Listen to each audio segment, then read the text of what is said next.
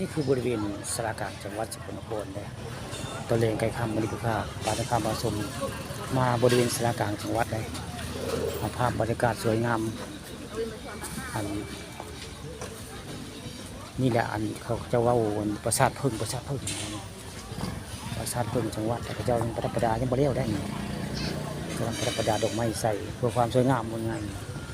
ดอกไม้ได้ดอกไม้เขาจะประดับประดาดอกไม้ไว้เลยนะนี่คือประสาทพึ่งเลย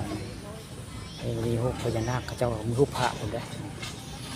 เขาจะประดับประดาดอกไม้สวยงามแล้วก็พึ่งกับเป็นรูปคนนะเป็นรูปคนดอกไม้อ้อมแล้วเป็นประสาทพึ่ง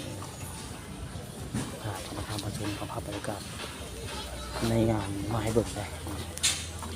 ตัวนี้เป็นลังสุดท้ายได้ประสาทพึ่งเป็นลังสุดท้ายได้ลังสุดท้ายหมู่ทางตะวันตกเหรอนี่งามได้เจ้าประดับประดาไว้มีที่ภาพประสาทพึ่งอยู่บริเวณศาลากลางจังหวัดละนี่มืองานมือแห่คือวันที่5ได้มือแห่เจ้าว่าวันที่5แห่ไปบริเวณพุละวัดท่าเชิงชุ่มจะอะไรได้นี่ก็คือประสาทพึ่งดอกไม้สวยงามเดี๋ยวไปเติมก็จะเป็นประสาทพึ่งสวยงามประดับประดาได้คักได้ปุ่มจากกระเจ้าเห็ดได้แบบใดได้เห็ดคักก็คือเลยเทเอาเป็นพิมพ์มาเลยบ่เจ้าเทเป็นบล็อกเป็นรูปภาพมาเลยบ่สงสัยปั้นเนี่ยสงสัยยันเทเป็นบล็อกมาเลยกัน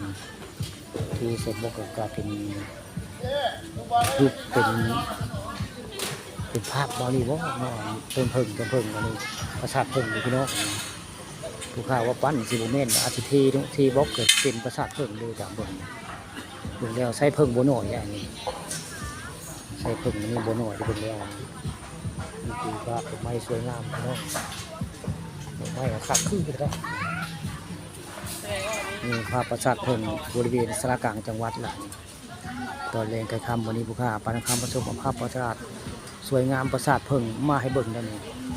นี่แหละประสาทเพิ่งอยู่บริเวณสารกลางจังหวัดสกลนครเลยดอกไม้สวยงามเนาะดอกไม้ขักเลยไม่ขักคือแต่แท้ดอกไม้